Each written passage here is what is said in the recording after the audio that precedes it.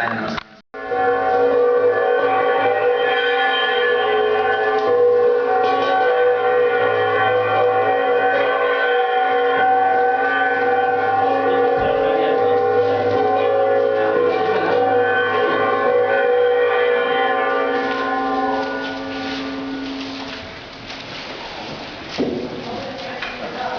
वेदार्थप्रदाने श्रीमद्वेङ्कटनाथाय श्रीनिवासाय ते नमः. बुद्धिर्बलं विशुद्धेयं निर्भयत्वमनोगतः अजाड्यं वाक्पटुत्वञ्च मूढस्मरणात् भवेत्. मूकोऽपि यत्प्रसादेन जगनायते राजराजायते रिक्तो राघवेन्द्रं तमाश्रये. श्रीगुरुभ्यो नमः. हरिः ओम्. ಇವತ್ತಿನ ದಿವಸ ಹಿಸ್ಟಾರಿಕಲ್ ಡೇ. ಪೂಜ್ಯ ಗುರುಗಳ ವಿಶೇಷವಾದಂತಹ ಅನುಗ್ರಹ ಆಶೀರ್ವಾದದಿಂದ ಇವತ್ತು ನಮ್ಮೆಲ್ಲರ ಪಾಲಿನ ಒಂದು ಅತ್ಯಂತ ಅದ್ಭುತವಾದಂತಹ ದಿವಸ.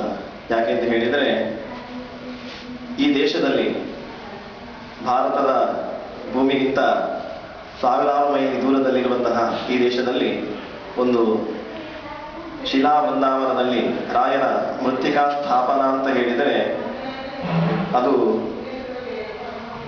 ಕೆಲವು ವರ್ಷಗಳ ಹಿಂದೆ ಕಲ್ಪನೆಗೂ ನಿಲುಕದಂತಹ ಒಂದು ಮಾತಾಗಿತ್ತು. ಇವತ್ತು ಅದು ಸಾಕಾರಗೊಂಡಿದೆ. ಅದಕ್ಕೆ ನಾವೆಲ್ಲ ವಿಶೇಷವಾದಂತಹ ಏನು ಕಣ್ಣು ತುಂಬಿ ಧನ್ಯರಾಗುವಷ್ಟು ಒಂದು ಭಾಗ್ಯವನ್ನು ಪಡೆದಿದ್ದೇವೆ ಅಂತ ಹೇಳಿದರೆ ಅದು ಖಂಡಿತ ನಮ್ಮ ಜನ್ಮಾಂತರದ ಪುಣ್ಯ, ಗುರುಗಳ ಕಾರುಣ್ಯ ಮಾತ್ರದಿಂದ ಅದು ಸಾಧ್ಯ ಆಯಿತು. ಹಿಂದಿನ ಕಾಲಕ್ಕೂ ಈ ಕಾಲಕ್ಕೂ ವ್ಯತ್ಯಾಸವೂ ಇದೆ. ವಿದೇಶಯಾನ ನಿಷೇಧ ಅಂತ ಹೇಳಿದರೆ ಆ ಕಾಲದಲ್ಲಿ ನಮ್ಮವರು ಯಾರೂ ಇಲ್ಲಿ ಇರಲಿಲ್ಲ. ಮತ್ತೆ ಇಲ್ಲಿನವರೆಗೆ ನಮ್ಮ ವಿಚಾರಗಳ ಅಗತ್ಯವೂ ಇರಲಿಲ್ಲ. ಅಂದರೆ ರಾಯನಿಗೆ ಪ್ರೀತಿಯಾಗುವುದು ಜ್ಞಾನ ಕಾರ್ಯದಿಂದ ಮಾತ್ರ. ಭಗವಂತ ಕೂಡ ಆಜ್ಞೆ ಮಾಡಿದ್ದು ಅದನ್ನೇ. ನಹಿ ಜ್ಞಾನೇನ ಸದೃಶಂ ಪವಿತ್ರ ಮಿತ ವಿದ್ಯತೆ ಬಹೂನಾಂ ಜನ್ಮನಾಮಂತೆ ಜ್ಞಾನವಾನ್ ಮಾಂ ಪ್ರಪದ್ಯತೆ. ಆ ಒಂದು ಸಾಧನೆಯಿಂದ, ಆ ನಿಸ್ವಾರ್ಥವಾದಂತಹ ಅನುಗ್ರಹದಿಂದ ನಮಗೆ ಇವತ್ತಿನ ದಿವಸ ಆ ಒಂದು ಐತಿಹಾಸಿಕವಾದಂತಹ ಜ್ಞಾನಕಾರ ಪ್ರಾರಂಭವಾಗುವಂತಹ ದಿವಸಗಳಲ್ಲಿಯೂ ಕೂಡ ಒಂದು ಭಾಗಿಗಳಾದಂತಹ ಒಂದು ಭಾಗ್ಯ ನಮಗೆ ಬಂದಿದೆ. ಅದಕ್ಕೋಸ್ಕರ ಮತ್ತೆ ಗುರುಗಳ ಪಾದಾರವಿಂದಕ್ಕೆ ಸಾಷ್ಟಾಂಗ ಪ್ರಣಾಮ ಪೂರ್ವಕವಾಗಿ ನಮ್ಮ ಕೃತಜ್ಞತೆಯನ್ನು ಅರ್ಪಿಸೋಣ. ಮತ್ತೊಂದು ಈ ವಿಶೇಷವಾದಂತಹ ದಿನವನ್ನು ಕಲ್ಪಿಸಿಕೊಟ್ಟಂತಹ ಕಲ್ಯಾಣಾತ್ಮತಗಾತ್ರಾಯ ಕಾಮಿತಾರ್ಥಪ್ರದಾಯಿನೇ ಶ್ರೀಮದ್ವೆಂಕಟನಾಥಾಯ ಶ್ರೀನಿವಾಸಾಯ ತೇ ನಮಃ. ಕೃಷ್ಣಂ ವಂದೇ ಮಂತಪಾಶಧರಂ ದಿವ್ಯಾರ್ಥಕಾಕೃತಿಂ ಶಿಖಾಬಂಧತ್ರಯೋಪೇತಂ ಭೈಷ್ಮೀ ಮಧ್ವಕರಾರ್ಚಿತಂ. ವ್ಯಾಸಾಯ ಭವನಾಶಾಯ ಶ್ರೀಶಾಯ ಗುಣನಾಶಯೇ ಹೃದ್ಯಾಯ ಶಬ್ದವಿದ್ಯಾಯ ಮಧ್ವಾಯ ಚ ನಮೋ ನಮಃ. ಬುದ್ಧಿಬಲಂ ಯಶೋಧೈರ್ಯಂ ನಿರ್ಭಯತ್ವಂ ಅರೋಗತ ಅಜಾಡ್ಯಂ ವಾಕ್ಪಟುತ್ವಂಚ ಹನುಮಸ್ಮರಣಾತ್ ಭವೇತ್.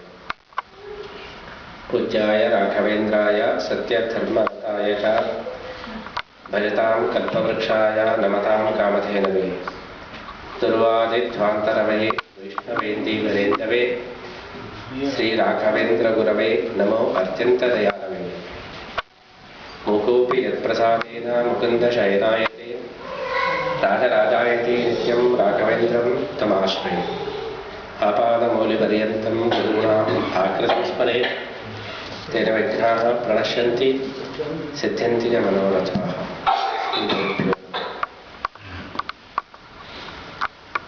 ಶ್ರೀ ಶ್ರೀನಿವಾಸ ದೇವರ ಸನ್ನಿಧಾನದಲ್ಲಿ ಶ್ರೀ ರಾಘವೇಂದ್ರ ಸಾರ್ವಭೌಮರ ಮೂಲ ಮೃತ್ತಿಕಾ ವೃಂದಾವನ ಪ್ರತಿಷ್ಠಾಪನೆಯ ಈ ಒಂದು ಸಂದರ್ಭದಲ್ಲಿ ರಾಯರಿಗೆ ಅತ್ಯಂತ ಪ್ರೀತಿಕರವಾದಂತಹ ಜ್ಞಾನ ಸತ್ರವನ್ನು ಉದ್ಘಾಟನೆ ಮಾಡಲಿಕ್ಕೆ ಬಹಳ ಸಂತೋಷವಾಗ್ತಾ ಇದೆ. ಶ್ರೀನಿವಾಸ ದೇವರ ಸನ್ನಿಧಾನದಲ್ಲಿ ಜ್ಞಾನ ಕಾರ್ಯಕ್ಕೆ ಏನು ಮಹತ್ವ?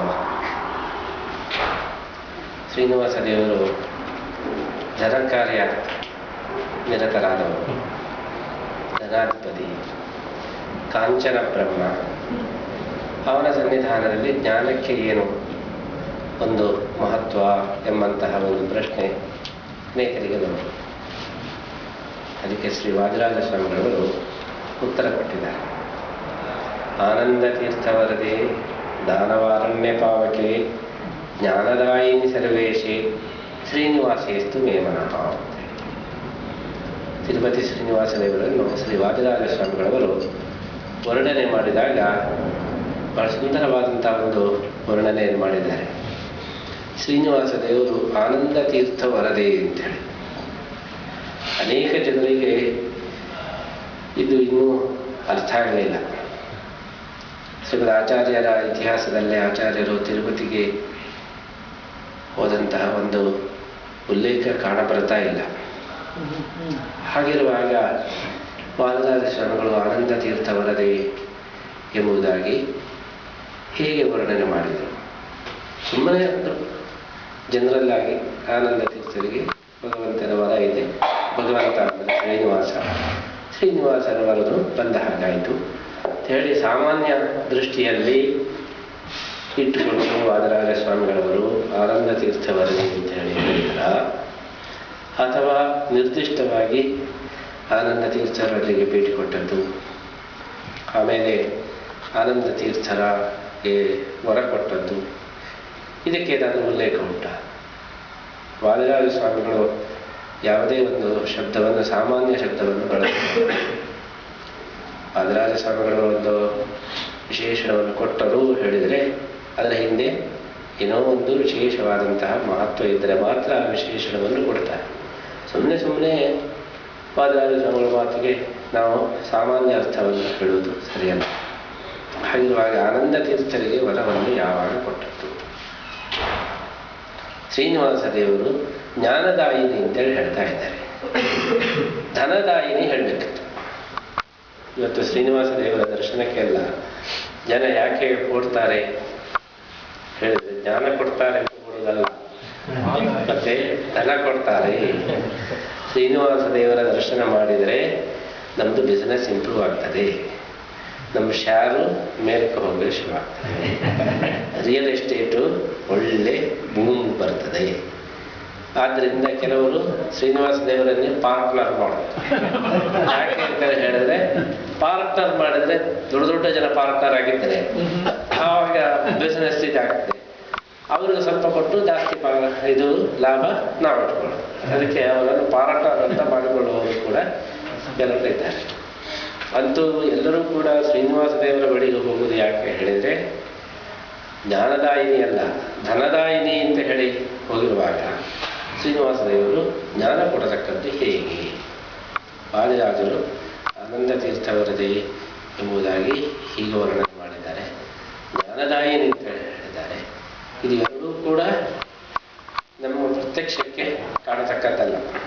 ಪ್ರತ್ಯಕ್ಷಕ್ಕೆ ಕಾಣೋದು ತಿರುಪತಿಗೆ ಹೋದರೆ ಹಣದ ರಾಶಿ, ಅದನ್ನು ಲೆಕ್ಕ ಮಾಡ್ತಾ ಇರೋದು, ಹಣ ಬಂದು ಬೀಳ್ತಾ ಇರೋದು, ಏಕ ಪ್ರಕಾರ ಹಣ ಬೀಳುವುದು, ಇದು ಮಾತ್ರ ನಮ್ಮ ಕಣ್ಣಿಗೆ ಕಾಣುತ್ತದೆ ಹೊರತು ಜ್ಞಾನದಾನ ಮಾಡೋದು ನಾವು ಎಲ್ಲಿಯೂ ಕೂಡ ಪ್ರತ್ಯಕ್ಷವಾಗಿ ಕಾಣೋದಿಲ್ಲ.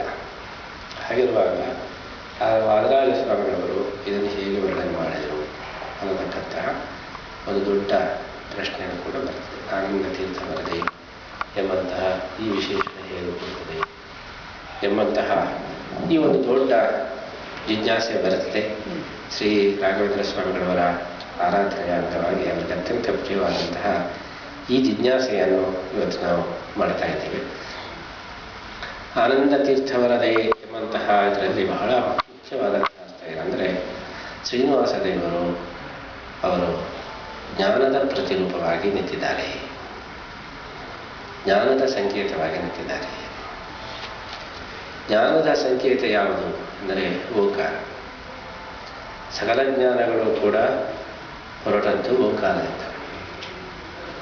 ಪ್ರಣವಾರ್ಥ ವ್ಯಾಹೃತಯ ವ್ಯಾಹೃತಿ ಎಂಬುದು ಪ್ರಣವದಿಂದ ಪ್ರಾರಂಭವಾದದ್ದು. ವ್ಯಾಹೃತಿಯಿಂದ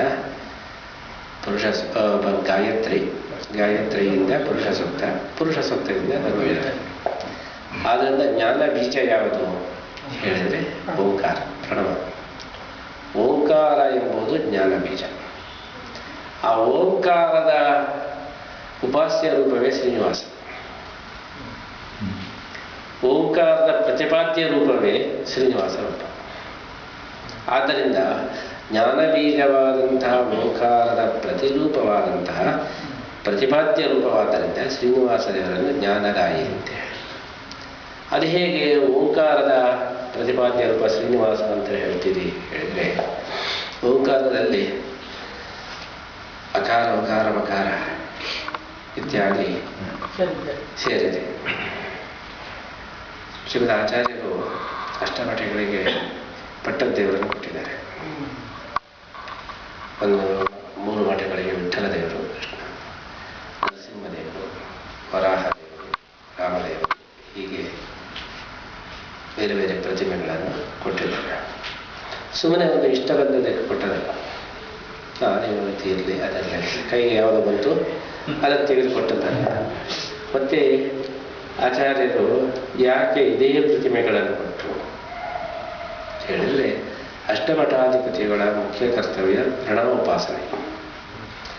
ಪ್ರಣವ ಪ್ರತಿಪಾದ್ಯವಾದಂತಹ ರೂಪಗಳು ಕೃಷ್ಣ, ಅದೇ ರೀತಿ ರಾಮ, ನರಸಿಂಹ, ವರ.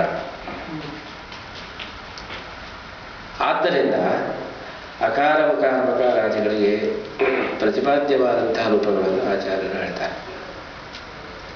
ಆ ಪ್ರತಿಪಾದ್ಯ ರೂಪಗಳನ್ನೇ, ಒಂದೊಂದು ಅಕ್ಷರದ ಪ್ರತಿಪಾದ್ಯ ರೂಪಗಳನ್ನೇ 8 ಜನ ಸ್ವಾಮಿಗಳಿಗೆ ನೀವು ಪ್ರಣವೋಪಾಸನೆ ಮಾಡಿ ಎಂಬುದಾಗಿ ಕೊಟ್ಟಿದ್ದಾರೆ. ಆದ್ದರಿಂದ ಅದರಲ್ಲಿ ಮುಖ್ಯವಾಗಿ ನೋಡಿದರೆ ವಿಠ್ಠಲ ಕೃಷ್ಣನೇ, ಕೃಷ್ಣನ ಬಾಲರೂಪವೇ ಕೃಷ್ಣ, ವಿಠ್ಠಲ. ಆಮೇಲೆ ಮುಖ್ಯ ಅದನ್ನು ಇನ್ನೂ ಸಿಂಕ್ರನೈಸ್ ಮಾಡಿದರೆ 3 ರೂಪ: ನರಸಿಂಹ, ಕೃಷ್ಣ, ರಾಮ, ವರ, 4 ರೂಪ. ವಿಠ್ಠಲ ಆಯಿತು 3 ಜನಗಳು, ಅದು ಕೃಷ್ಣನಲ್ಲೇ ಸೇರ್ತದೆ. ಆದ್ದರಿಂದ ಪ್ರಣವದಲ್ಲಿ ಪ್ರತಿಪಾದ್ಯವಾದಂತಹ ಪ್ರಧಾನ ರೂಪಗಳು ಯಾವುದು ಹೇಳಿದರೆ ಕೃಷ್ಣ, ನರಸಿಂಹ, ವರಾಹ, ಅದೇ ರೀತಿ ರಾಮ. ಈ ಕೃಷ್ಣ, ನರಸಿಂಹ, ವರಾಹ, ರಾಮ ರೂಪ ಏನಿದೆ ಅದೇ ಶ್ರೀನಿವಾಸ ದೇವರು. ಯಾಕೆ ಹೇಳಿದ್ರೆ ನೋಡಿ, ಸ್ವಲ್ಪ ವಿಮರ್ಶೆ ಮಾಡಿ. ವೆಂಕಟರಾಮ ಅಂತ ಉಂಟು,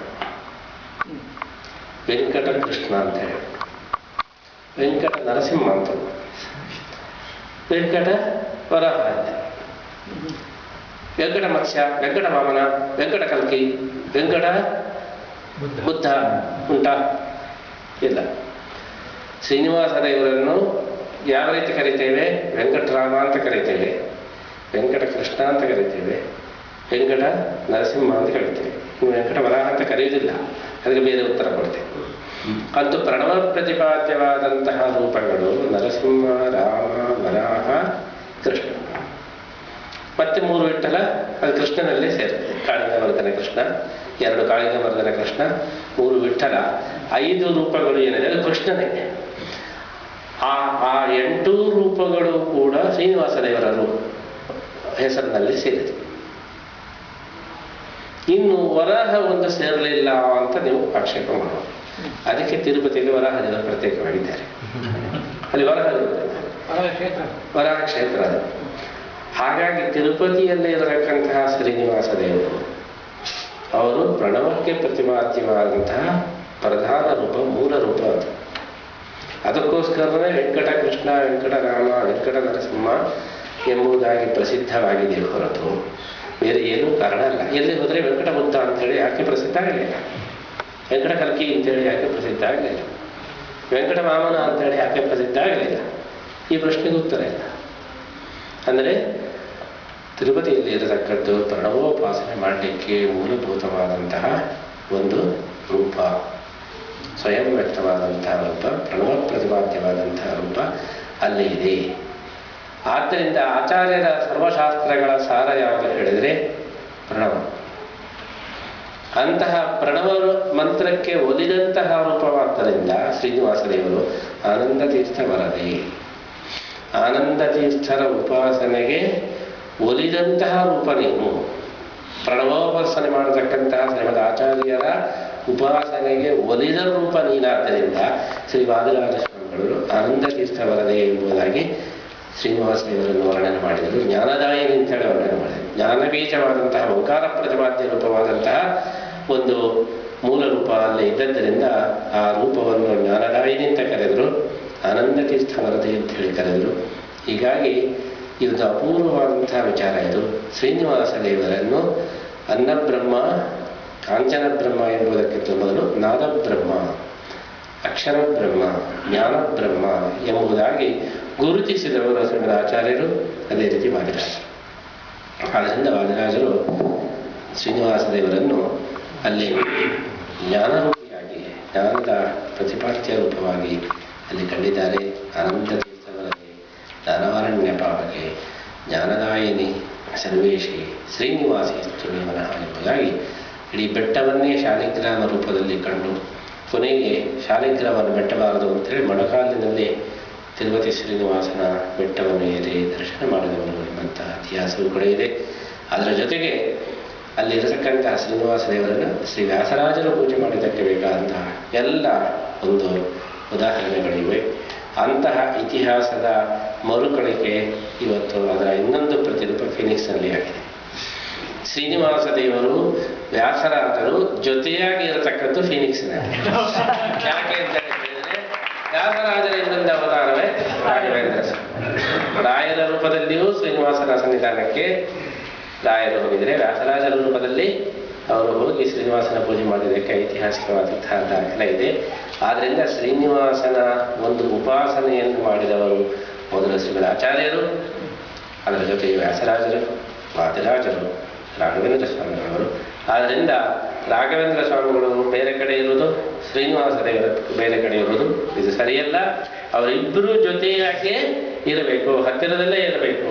ಶ್ರೀನಿವಾಸನ ಉಪಾಸನೆ ಮಾಡತಕ್ಕಂತಹ ಆಚಾರ್ಯರು, ಶ್ರೀನಿವಾಸನ ಉಪಾಸನೆ ಮಾಡತಕ್ಕಂತಹ ವಾದಿರಾಜರು, ಶ್ರೀನಿವಾಸನ ಉಪಾಸನೆ ಮಾಡತಕ್ಕಂತಹ ರಾಘವೇಂದ್ರ ಸ್ವಾಮಿಗಳು ಜೊತೆಯಾಗಿ ಇರಬೇಕು ಎಂಬ ಈ ತತ್ವದ ಹಿನ್ನೆಲೆಯಲ್ಲಿ ನಾವು ಶ್ರೀನಿವಾಸನ ಸನ್ನಿಧಾನದಲ್ಲಿ ಇಲ್ಲಿ ರಾಘವೇಂದ್ರ ಸ್ವಾಮಿಗಳವರ ಪ್ರತಿಷ್ಠೆಯ ಈ ಒಂದು ಸಂಕಲ್ಪವನ್ನು ಮಾಡಲಿಕ್ಕೆ ಕಾರಣ ಶ್ರೀ ವಾದಿರಾಜರು ಜ್ಞಾನದಾಯಿನಿ ಸರ್ವೇಶಿ ಶ್ರೀನಿವಾಸಿ ಸ್ತುಮನಮೇ ಮನಃ ಎಂಬಂತಹ ಈ ಒಂದು ದೊಡ್ಡ ಸಂದೇಶ ಏನು ನೀಡಿದ್ದಾರೆ, ಇದರ ಸೂಚನೆಯ ಆಧಾರದಲ್ಲಿ ಇಲ್ಲಿ ಶ್ರೀನಿವಾಸ ದೇವರ ಸನ್ನಿಧಾನದಲ್ಲಿ ರಾಘವೇಂದ್ರ ಸ್ವಾಮಿಗಳವರ ಒಂದು ಮೃತ್ತಿಕಾ ವೃಂದಾವನದ ಪ್ರತಿಷ್ಠೆಯನ್ನು ಮಾಡಿದ್ದೇವೆ.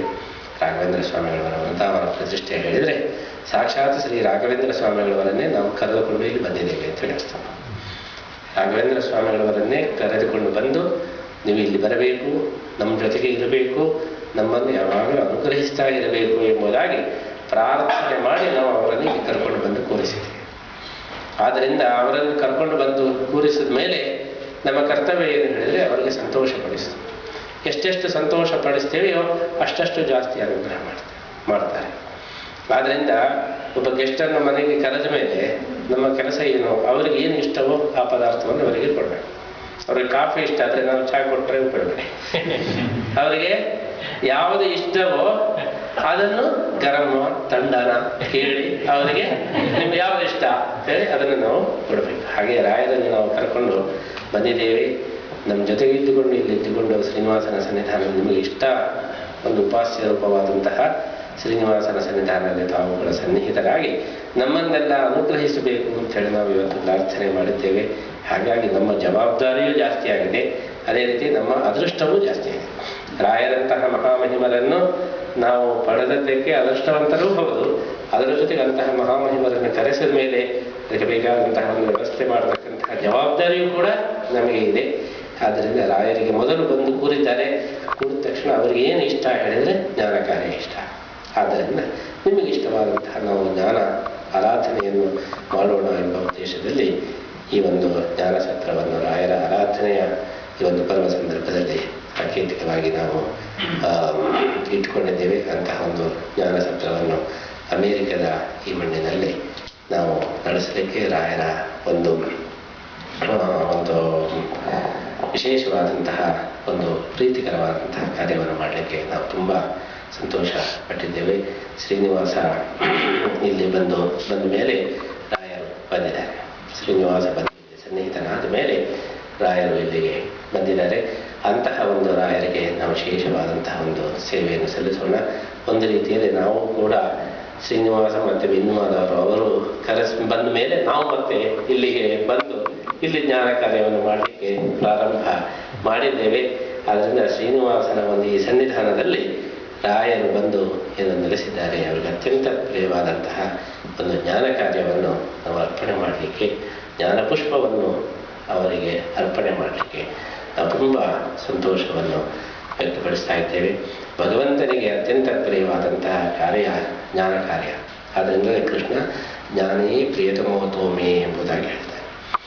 ಆದ್ದರಿಂದ ತೇಜಾಂ ಜ್ಞಾನೇ ನಿತ್ಯಯುಕ್ತ ಏಕಭಕ್ತಿರ್ ವಿಶಿಷ್ಯರೇ ಅಂತ ಹೇಳಿ ಭಗವಂತನಿಗೆ ಅನೇಕ ಜನ ಭಕ್ತರಿರ್ತಾರೆ. ಎಲ್ಲ ಆತ್ಮಜಿಜ್ಞಾಸುರರ್ಥಾರ್ಥಿ ಜ್ಞಾನೇ ಸ್ವಕರ್ಷಕ ತೇಜಾಂ ಜ್ಞಾನೇ ನಿತ್ಯಯುಕ್ತ ಏಕಭಕ್ತಿರ್ ವಿಶಿಷ್ಯರೇ ಎಂಬುದಾಗಿ ಜ್ಞಾನಿಯನ್ನು ಭಗವಂತ ತುಂಬ ಲೈಕ್ ಮಾಡ್ತಾರೆ. ಇದು ಹೇಗೆ ಅಂದರೆ ಪ್ರತಿಯೊಬ್ಬರಿಗೂ ಕೂಡ ಅವರು ಏನು ಸಾಧನೆ ಮಾಡಿದ್ದಾರೆ ಅದನ್ನು ಯಾರು ತಿಳ್ಕೊಳ್ತಾರೆ ಅವರ ಮೇಲೆ ವಿಶೇಷ ಪ್ರೀತಿ. ಈಗ ನಾನು ಏನೋ ಒಂದು PhD ಮಾಡಿ ಏನೋ ಒಂದು ದೊಡ್ಡ ಡಿಗ್ರಿ ಇತ್ತು, ಅದರಲ್ಲಿ ಯಾರೂ ಕಂಡು ಹಿಡಿದೇ ಇದ್ದದ್ದನ್ನು ನಾನು ಕಂಡು ಹಿಡಿದು ದೊಡ್ಡ ಸಾಧನೆ ಮಾಡ್ತೇನೆ.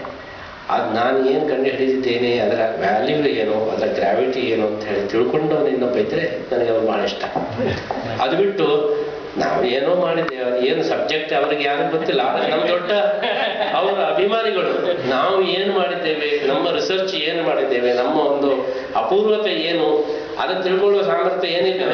ಬರೀ ದೊಡ್ಡ ಜನ ಅಂತ ತಿಳ್ಕೊಂಡಿದ್ದಾರೆ ಅಷ್ಟೇ ಹೊರತು ಅಂಥವ್ರ ಮೇಲೆ ನಮಗೆ ಇರತಕ್ಕಂತಹ ಪ್ರೀತಿಗಿಂತಲೂ ನಾವು ಮಾಡಿದಂತಹ ರಿಸರ್ಚನ್ನು ತಿಳ್ಕೊಂಡು ಅದರ ಒಂದು ಗ್ರಾವಿಟಿಯನ್ನು ತಿಳ್ಕೊಂಡು ಯಾರು ಇಂಥ ಕೆಲಸವನ್ನು ಮಾಡಿದ್ದಾರೆ, ದೊಡ್ಡ ಕೆಲಸ ಮಾಡಿದ್ದೀರಿ, ಇಂಥ ಒಂದು ಅಪೂರ್ವವಾದಂಥ ಕೆಲಸ ಮಾಡಿದ್ದೀರಿ ಅಂತ ಯಾರು ಅದನ್ನು ತಿಳ್ಕೊಂಡು ನಮಗೆ ಗೌರವ ಕೊಡ್ತಾನೆ ಅವ್ರ ಮೇಲೆ ನಮಗೆ ತುಂಬ ಇಷ್ಟ. ಸಾಮಾನ್ಯವಾಗಿ ಏನು ತಿಳ್ಕೊಳ್ಳೋದೇನೆ ದೊಡ್ಡವರಪ್ಪ ನೀವು ದೊಡ್ಡವರು ಅಂತ ಹೇಳಿ ತಿಳ್ಕೊಂಡ್ರೆ ಅದು ಬೇರೆ ವಿಚಾರ. ಅದಕ್ಕಿಂತ ನಾವು ಮಾಡಿದಂತಹ ರಿಸರ್ಚನ್ನು ಸರಿಯಾಗಿ ತಿಳ್ಕೊಂಡು ಅದರ ಮಹತ್ವವನ್ನು ತಿಳ್ಕೊಂಡು ಹೇಳಿದವರಿಗೆ ಬಹಳ. ಈಗ ಐನ್ಸ್ಟೀನ್ ದೊಡ್ಡ ವಿಜ್ಞಾನಿ, ಏನು ನಮ್ಗೆ ಗೊತ್ತಿಲ್ಲ, ಯಾಕೆ ದೊಡ್ಡ ಎಲ್ಲ ಹೇಳ್ತಾರೆ ಅವ್ರು ದೊಡ್ಡ ವಿಜ್ಞಾನ ಅಂತ ಹೇಳ್ತಾರೆ, ನಾವು ದೊಡ್ಡ ವಿಜ್ಞಾನಿ ಅಷ್ಟೇ. ಯಾಕೆ, ಏನು ಒಂದು ಮಹತ್ವ, ಅವ್ನು ಕಂಡು ಹಿಡಿದದ್ದೇನು, ಇದನ್ನೆಲ್ಲ ತಿಳ್ಕೊಂಡ ಮೇಲೆ ಅವನ ದೊಡ್ಡ ವಿಜ್ಞಾನ ಅಂತ ಹೇಳಿದ್ರೆ ಐನ್ಸ್ಟೀನ್ಗೆ ಖುಷಿ ಆಗ್ತದೆ. ಅದು ಬಿಟ್ಟು ಎಲ್ಲರೂ ಕೂಡ ನಮ್ಮ ಪಾಠದಲ್ಲಿ ಬಂದಿದೆ ಐನ್ಸ್ಟೀನ್ ದೊಡ್ಡ ವಿಜ್ಞಾನ, ಐನ್ಸ್ಟೀನ್ ಅಷ್ಟೇ ತಿಳ್ಕೊಂಡ್ರೆ ಆವಾಗ ಅವನಿಗೆ ಅಷ್ಟು ಸಂತೋಷ ಆಗೋದಿಲ್ಲ. ಅದೇ ರೀತಿ ರಾಯರಿಗೂ ಕೂಡ ಸಂತೋಷ ಆಗೋದೇನು ಹೇಳಿದ್ರೆ ಅವರ ಒಂದು ಜ್ಞಾನದ ಎತ್ತರವನ್ನು ಗುರುತಿಸ್ತಕ್ಕಂತಹ ಒಂದು ಪ್ರಯತ್ನವನ್ನು ಮಾಡಿದರೆ, ಆದ್ದರಿಂದ ಯಾವುದೇ ಒಂದು ವಿಚಾರವನ್ನು ಅದರ ಮಹತ್ವವನ್ನು ತಿಳ್ಕೊಂಡು ನಾವು ಅದರ ಮೇಲೆ ಪ್ರೀತಿ ಮಾಡಿದರೆ ಅವರು ತುಂಬ ಆಪ್ತರಾಗ್ತಾರೆ, ಅವರು ತುಂಬ ಇಷ್ಟರಾಗ್ತಾರೆ. ಆದ್ದರಿಂದ ಭಗವಂತನಿಗೆ ಎಲ್ಲ ಇದೆ. ಯಾಕೆ ದೇವರು ಅವನೇ ದೇವರಾದ್ದರಿಂದ ಎಲ್ಲ ಇದೆ. ಆದರೆ ಇಲ್ಲದೇ ಇದ್ದಂತಹ ಕೊರಗು ಏನು ಹೇಳಿದರೆ ತನ್ನನ್ನು ಸರಿಯಾಗಿ ತಿಳ್ಕೊಂಡವರು ಇಲ್ಲ ಅಷ್ಟೇ. ಎಷ್ಟು ದೊಡ್ಡ ವ್ಯಕ್ತಿ ಆದರೆ ಏನು, ನಾನು ದೇವರಾದ್ರೆ ಏನು, ನನ್ನ ಎತ್ತರ ಏನು ಅಂತ ತಿಳ್ಕೊಂಡವರು ಇನ್ನೊಬ್ಬ ಇಲ್ಲ ಅಲ್ವಾ, ಅದೇ ಕೊರಗು. ನಾನು ಎಷ್ಟು ಸಾಧನೆ ಮಾಡಿದರೆ ಏನು ಬಂತು, ಆದರೆ ಆ ಎತ್ತರ ಏನು ಅಂತ ಹೇಳಿ ತಿಳ್ಕೊಳ್ಳೋರು ಯಾರೂ ಇಲ್ಲ. ಅದೊಂದೇ ಕೊರಗು ದೇವರಿಗೆ. ಆದ್ರಿಂದ ಆ ಕೊರಗು ನೀರು ಬೇಕಾದ್ರೆ ನಾವೇನು ಮಾಡಬೇಕು, ಸ್ವಲ್ಪ ನಿನ್ನ ಎತ್ತರ ನನಗೆ ಗೊತ್ತು, ನೀನು ಎಷ್ಟು ಎತ್ತರ ಹೋಗಿದ್ದಿ ನನ್ಗೆ ಗೊತ್ತು, ಅದು ಹೇಳಿ ತಿಳ್ಕೊಂಡ್ರೆ ನಮಗೆ ಸಾಧ್ಯವಾದಷ್ಟು. ಪೂರ್ಣವಾಗಿ ತಿಳ್ಕೊಳ್ಳಿಕ್ಕೆ ಯಾರಿಂದಲೂ ಸಾಧ್ಯ ಇಲ್ಲ. ಆದರೆ ನಾವು ಎಷ್ಟು ಯಥಾಶಕ್ತಿ ನಾವು ಅದನ್ನು ತಿಳ್ಕೊಳ್ಳಿಕ್ಕೆ ಪ್ರಯತ್ನ ಮಾಡಿದರೆ ಆವಾಗ ದೇವರಿಗೆ ಅದಕ್ಕಿಂತ ದೊಡ್ಡದಾದಂತಹ ಸಂತೋಷ ಬೇರೆ ಏನೂ ಇಲ್ಲ. ಯಾಕೆಂದರೆ ದೇವರಿಗೆ ಯಾವುದೇ ಒಂದು ಅಭಾವ ಇಲ್ಲ. ಯಾವಾಗಲೂ ಸಂತೋಷ ಆಗೋದು ಅಂತ ಹೇಳಿದರೆ, ಈ ಹಣ ಇಲ್ಲದಿದ್ದವರಿಗೆ ಹಣ ಕೊಟ್ಟ ತಕ್ಷಣ ಖುಷಿ ಆಗ್ತದೆ. ಹಸಿವಾದವರಿಗೆ ಒಂದು ಊಟ ಹಾಕಿದರೆ ಖುಷಿ ಆಗ್ತದೆ. ಅವರಿಗೆ ಏನಿಲ್ಲವೋ ಅದನ್ನು ಕೊಟ್ಟರೆ ತುಂಬ ಖುಷಿ ಆಗ್ತದೆ. ತುಂಬ ಹಸಿವಾಗಿದೆ, 1,00,000 ರೂಪಾಯಿ ತಂದು ಕೊಡ್ತೇವೆ. ಹೊಟ್ಟೆ ಹಸಿತೆ, ₹1,00,000 ಇಟ್ಕೊಂಡು ಏನು ಮಾಡೋದು, ಅವನಿಗೆ ತುಂಬ ಖುಷಿ ಆಗಬೇಕಂದ್ರೆ ಒಳ್ಳೆ ಊಟ ಹಾಕ್ತದೆ. ಹಾಗೆ ಭಗವಂತನಿಗೆ ಎಲ್ಲ ಇದೆ. ಇಲ್ಲದೇ ಇದ್ದದ್ದು ಯಾವುದು ಹೇಳಿದರೆ ತನ್ನ ಎತ್ತರವನ್ನು ತಿಳ್ಕೊಳ್ಳತಕ್ಕಂತಹ ವ್ಯಕ್ತಿಗಳ ಅಭಾವ. ಆ ಅಭಾವ ದುಃಖವನ್ನು ನೀಗಿಸ್ತಕ್ಕಂಥ ಒಂದು ಪ್ರಯತ್ನವನ್ನು ನಾವು ಮಾಡಿದರೆ ದೇವರಿಗೆ ಆವಾಗ ಸಂತೋಷ. ಬೇರೆ ಯಾವುದರಿಂದಲೂ ಕೂಡ ಅಷ್ಟು ಸಂತೋಷ ಆಗಲಿಕ್ಕೆ ಸಾಧ್ಯವಿಲ್ಲ. ಅದರಿಂದ ಭಗವಂತನಿಗೆ ನಾವು ಗರಿಷ್ಠ ರಾಯರಿಗೆ ಅತ್ಯಂತ ಪ್ರಿಯವಾದಂತಹ ಪರಿಮಳ ಗ್ರಂಥಕಾರರಾದಂತಹ ರಾಯರಿಗೆ ಅತ್ಯಂತ ಪ್ರಿಯವಾದದ್ದು ಇವತ್ತು ರಾಯರು ನಮ್ಮಲ್ಲಿಗೆ ಬಂದು ನೆಲೆಸಿದ್ದಾರೆ. ಅವರಿಗೆ ಪ್ರಥಮ ಕಾಣಿಕೆಯಾಗಿ, ಅವರಿಗೆ ಪ್ರಥಮ ಒಂದು ಪೂಜೆಯಾಗಿ ಜ್ಞಾನ ಪೂಜೆಯನ್ನು ನಾವು ಅರ್ಪಣೆ ಮಾಡತಕ್ಕಂತಹ ಒಂದು ಸಾಂಕೇತಿಕವಾದಂತಹ ಒಂದು ಜ್ಞಾನ ಯಜ್ಞವನ್ನು ನಾವಿಲ್ಲಿ ಅರ್ಪಣೆ ಮಾಡಲಿಕ್ಕೆ ನಾವು ತುಂಬ ಸಂತೋಷ ಪಡ್ತಾ ಇದ್ದೇವೆ. ಇವತ್ತಿನ ದಿವಸ ಈ ಇದರಲ್ಲಿ ಒಂದು ಇಷ್ಟೇ ಜನ ಇದ್ದದ್ದು ಎಂಬುದಾಗಿ ನಾವು ಭಾವಿಸಬೇಕಾಗಿಲ್ಲ. ಐತಿಹಾಸಿಕ ದೃಷ್ಟಿಯಲ್ಲಿ, ಆಧ್ಯಾತ್ಮಿಕ ದೃಷ್ಟಿಯಲ್ಲಿ ಇದು ಅತ್ಯಂತ ಮಹತ್ವದ ಒಂದು ವಿಚಾರವಾಗಿದೆ. ಇವತ್ತು ಇಲ್ಲಿ ಎಷ್ಟು ಜನ ಇದ್ದಾರೆ ಹೇಳಿದರೆ 330 ಕೋಟಿ ಪ್ಲಸ್ 50 ಜನ ಇದ್ದಾರೆ.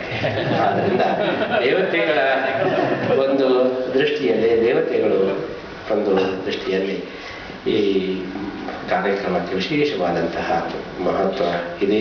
ದೇವತೆಗಳೆಲ್ಲ ಭಗವಂತನನ್ನು ಉಪಾಸನೆ ಮಾಡತಕ್ಕಂತಹ ದೇವತೆಗಳು ಅವ್ಯಕ್ತವಾಗಿ, ಆದರ್ಶವಾಗಿ, ಸನ್ನಿಹಿತರಾಗಿ ನಮ್ಮ ಇದನ್ನು ವಿಡಿಯೋ ತೆಗಿತಾ ಇದ್ದಾರೆ, ನಮ್ಮ ಕಾರ್ಯಕ್ರಮವನ್ನೆಲ್ಲ ರೆಕಾರ್ಡ್ ಮಾಡಿಕೊಳ್ತಾ ಇದ್ದಾರೆ.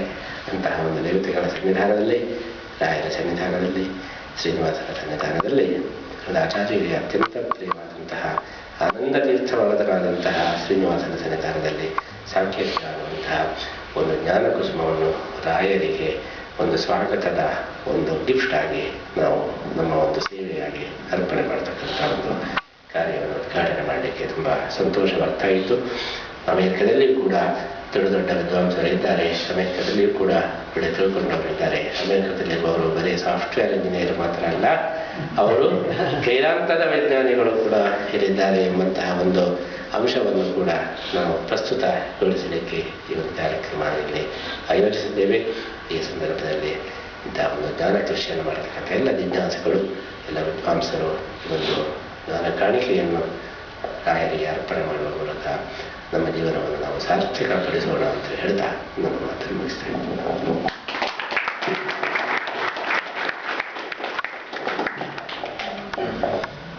ಜ್ಞಾನಯಜ್ಞದ ಮಂಟಪದಲ್ಲಿ ಪ್ರಥಮ ಉಪನ್ಯಾಸವನ್ನು ಅನುಗ್ರಹ ಮಾಡಿದಂತಹ ಪೂಜ್ಯ ಶ್ರೀಪಾದರಿಗೆ ಎಲ್ಲರ ಪರವಾಗಿ ಅನಂತ ಧನ್ಯವಾದಗಳನ್ನು ಸಾಷ್ಟಾಂಗ ಪ್ರಣಾಮಪೂರ್ವಕವಾಗಿ ಅರ್ಪಿಸ್ತಾ ಇದ್ದೇವೆ. ಪೂಜ್ಯ ಶ್ರೀಪಾದರು ಹೇಳಿದ ಹಾಗೆ ಶ್ರೀನಿವಾಸ ದೇವರನ್ನು ಪ್ರಾರ್ಥನೆ ಮಾಡುವುದು ಸಂಪತ್ತು ದುಡ್ಡು ಬರ್ತದೆ ಅಂತ. ಶ್ರೀನಿವಾಸ ದೇವಸ್ಥಾನವನ್ನು ಮಾಡಿದರೆ ದುಡ್ಡು ಬರ್ತದೆ ಅಂತ ಬಹಳ ಜನರ ಕಲ್ಪನೆ. ಆದರೆ ಜ್ಞಾನ ಬರ್ತದೆ ಅಂತ ತೋರಿಸಿಕೊಟ್ಟವರು ಪೂಜ್ಯ ಗುರುಗಳು. ಅಂದರೆ ರಾಯರು ಕೂಡ ಅದನ್ನು ಶ್ರೀನಿವಾಸ ದೇವರ ಹಿಂದೆಯೇ ಬರ್ತಾರೆ, ಅನುಗ್ರಹ ಮಾಡ್ತಾರೆ, ಜ್ಞಾನವನ್ನು ಕೊಡ್ತಾರೆ. ಆಡು ಮಾತು ಹಾಗೆ ಇದೆ, ಕುಟಿಲ ಲಕ್ಷ್ಮೀ ಯತ್ರ ವಸತಿ ನ ತತ್ರ ನಿವಸತಿ ಸರಸ್ವತಿ. ಲಕ್ಷ್ಮಿ ಇದ್ದಲ್ಲಿ ಸರಸ್ವತಿ ಇರುವುದಿಲ್ಲ ಅಂತ. ಆದರೆ ಇದ್ದೇ ಇರ್ತಾಳೆ. ಅಂದ್ರೆ ಅಲ್ಲಿ ಕುಟಿಲ ಲಕ್ಷ್ಮಿ ಅಲ್ಲ, ಅದು ಅಲಕ್ಷ್ಮಿ ಅಲ್ಲ, ಅದು ಲಕ್ಷ್ಮಿ. ಆದ ಕಾರಣ ಇಲ್ಲಿ ಲಕ್ಷ್ಮಿಯ ಜೊತೆಗೆ ಅನುಗ್ರಹ ಮಾಡಲಿಕ್ಕೆ ಸರಸ್ವತಿ ಪುತ್ರರಾದಂತಹ ಗುರುರಾಯರು ಕೂಡ ಬಂದಿದ್ದಾರೆ ನಮಗೆ ಅನುಗ್ರಹ ಮಾಡಲಿಕ್ಕೆ ಅಂತ. ಅನುಗ್ರಹ ಆಶೀರ್ವಚನ ಮಾಡಿದಂತಹ ಪೂಜ್ಯ ಶ್ರೀಪಾದರಿಗೆ ಅನಂತ ಧನ್ಯವಾದ ಪೂರ್ವಕವಾದಂತಹ ಪ್ರಣಾಮಗಳು. ಮುಂದಿನ ಜ್ಞಾನಯಜ್ಞದ ಕಾರ್ಯಕ್ರಮದ ಅಂಗವಾಗಿ ಕೇಶವರಾವ್ ತಾಡಿಪತ್ರಿಯವರು ಮಾತಾಡಬೇಕು ಅಂತ ಕೇಳಿಕೊಳ್ತಾ ಇದ್ದೇನೆ. ಈಗ ಇರುವಂತಹ ಸಮಯದಲ್ಲಿ ನಾವು ಟೈಮ್ ಶೇರ್ ಮಾಡಿಕೊಂಡು ಸ್ವಲ್ಪ ವಿಚಾರ ಚಿಂತನೆ ನಡೆಸೋಣ. ತಾಡಿಪತ್ರಿಯವರು ಬರಬೇಕು. ಸರಿ, ಜ್ಞಾನ ಇದೆ ಅಂತ ಹೇಳಿದ್ರೆ ನೋಡಿ, ದೇವರು ಜ್ಞಾನ ಕೊಟ್ಟು ಆ ಜ್ಞಾನದ ಮೂಲಕವಾಗಿ ತನ್ನ ಪ್ರಶಂಸೆ ಮಾಡುವಂತೆ ಮಾಡಿಕೊಂಡು ತನ್ನನ್ನು ತಾನು ದೇವರು ದೊಡ್ಡ ಮಾಡಿಕೊಂಡ. ಜ್ಞಾನ ಕೊಟ್ಟರು ಅದು ದೇವ್ರ ಸ್ವಾರ್ಥ ಆಯಿತು. ಜ್ಞಾನ ಕೊಡದಿದ್ದರೆ ದೇವ್ರ ತಪ್ಪಾಯಿತು. ಕೊಟ್ಟರೆ ದೇವರ ಸ್ವಾರ್ಥ, ಕೊಡದಿದ್ದರೆ ದೇವ್ರದ್ದು ತಪ್ಪು. ಹಾಗಾದ್ರೂ ದೇವರಿಗೆ ತಪ್ಪು. ಒಟ್ಟಿಗೆ ಜ್ಞಾನ ಇದ್ದರೂ ಇಲ್ಲದೆ ಇದ್ದರೂ ಎಲ್ಲ ರೆಸ್ಪಾನ್ಸಿಬಿಲಿಟಿ ದೇವರದೇ. ಮತ್ತೆ ಇದಕ್ಕೆ ಸಮಾಧಾನ ಏನು? ಜ್ಞಾನ ಉಪಾಯ ಇಲ್ಲಿ. ಸೊ ಇಟ್ಸ್ ಆಲ್ವೇಸ್ ಸಬ್ಸರ್ವಿಯಂಟ್ ಟು ಜ್ಞಾನ, ರೈಟ್? ಸೊ ಹಾಗಾದ್ರೆ ಇಲ್ಲಿ ಬಂದು ಯಾಕೆ ಇಲ್ಲಿ ಹೇಳಿದಂದ್ರೆ, ಬಿಕಾಸ್ ಇಟ್ ಡಿಪೆಂಡ್ಸ್. ಇವಾಗ ಸನಕ ಇವರೆಲ್ಲ ಅವರುಗಳಿಗೆ ಅಷ್ಟು only most of the time their job are what is to teach and other things. ಅವ್ರಿಗೆ ಕರ್ಮ ಅಷ್ಟು ಇದ್ದಿರಲ್ಲ. ಆ ಅವತಾರಗಳಲ್ಲಿ ಅವರಿಗೆ ಕರ್ಮ ಪ್ರಯಾಸ ಜಾಸ್ತಿ ಇಲ್ಲ. ಸೊ ಅದರಿಂದ ಜ್ಞಾನ ಇದು ಹೆಚ್ಚಾಗಿತ್ತು. ಬಟ್ ಅದೇ ಅದು ಹೇಳ್ತಾ ಇದ್ದೀರಲ್ವಾ, ಆ ಪ್ರಿಪೇರ್ಡ್ ಮೈಂಡ್ ಅನ್ನ ನಮ್ದೇನ ಇಚ್ಛಾ ಇಚ್ಛಾ, the desire to do something good is the desire even ours. ನಮ್ಮ ಕಡೆಯಿಂದನೇ ಬರ್ತದ ಅಂತಂದ್ರೆ ಕೈಮುತ್ಯ ನ್ಯಾಯ ಇಲ್ಲ. ಯಾಕಂತಂದ್ರೆ desire comes in spite of ourselves, sometimes not because of us. It's a very, very well-known thing. I mean, in spite of ourselves, we do really bad and stupid things. In spite of ourselves, we do good things sometimes. Like none of us really planned to be in Phoenix 2 weeks back, and suddenly all of us are here. It's almost in spite of us actually. It's not because of our elaborate planning that we are here. So ಅದಕ್ಕೆ ಯಾವಾಗಲೂ ಇಚ್ಛಾ ಕೂಡ ನಮ್ಮ ಕೈಯಲ್ಲಿಲ್ಲ. ಜ್ಞಾನ ಸಮಾಧಾನ ನಿಮ್ಮಲ್ಲಿ ಇದೆ ಅಂತ ನಾವು ಅವ್ರಿಗೆ ಇಂಡೈರೆಕ್ಟ್ ಆಗಿ ಹೇಳಕ್ ಕೇಳಿದೆ, ಬಟ್ ಅವರು ಅದು ಗುರುತಿಸಲಿಲ್ಲ. ಆಕ್ಚುಲ್ ಆಗಿ ಅವರಿಬ್ಬರು ಹೇಳಿದ್ರಲ್ಲಿಯೇ ಆ ಸಮಾಧಾನವೂ ಇದೆ. ಯಾಕಂದ್ರೆ ನೋಡ್ರಿ, ಇಬ್ಬರು ಏನ್ ಹೇಳಿದ್ದಾರೆ, ಕರ್ಮ ಪ್ರಾಧಾನ್ಯತೆಯನ್ನು ಹೇಳಿದ್ದಾರೆ. ನೀವು ಕರ್ಮ ಮಾಡಬೇಕು ಅಂತ ಹೇಳಿ ಇವತ್ತು ನಡೆದಿದೆ. ಯಾವಾಗಲೂ ಕೂಡ ಗುರುಗಳಿಗೆ ಅತ್ಯಂತ ಪ್ರಿಯವಾದದ್ದು ಶಿಷ್ಯರುಗಳು ವಾಕ್ಯಾರ್ಥ ಮಾಡೋದು ಗುರುಗಳಿಗೆ ತುಂಬ ಇಷ್ಟ. ಇದರ ಮಹತ್ವ ಗೊತ್ತಾಗೋದೇನೆಂದ್ರೆ ಪಾಠ ಹೇಳುವವರಿಗೆ ಮಾತ್ರ ಇದರ ಮಹತ್ವ ಆಗುತ್ತೆ. ಪಾಠ ಹೇಳುವಾಗ ಶಿಷ್ಯರು ಮೂಕರಾಗಿ ಕೂತರೆ ಗುರುಗಳಿಗೆ ಆಗುವಷ್ಟು ಕಷ್ಟ ಆಗುತ್ತೆ. ಅತ್ಯಂತ ದೊಡ್ಡದಾದಂಥ ಕಷ್ಟ ಯಾವುದು ಹೇಳಿದ್ರೆ, ನಾವು ಪಾಠ ಹೇಳ್ತಾ ಇರ್ತೇವೆ, ಅಲ್ಲಿಂದ ಏನೂ ಬರ್ತಾ ಇದೆ, ಒಳಗೆ ಹೋಗಿದೋ ಇಲ್ಲವೋ, ಇದು ಬಹಳ ಕಷ್ಟ. ಯಾಕೆಂದ್ರೆ ಹೇಗೆ ಆಡಿಯನ್ಸ್ ಲೈಟ್ ಎಲ್ಲ ಆಫ್ ಮಾಡಿ ಒಳ್ಳೆ ಭಾಷಣ ಮಾಡಿ ಹೇಳಿದ್ರೆ ಯಾರಿದ್ದಾರೆ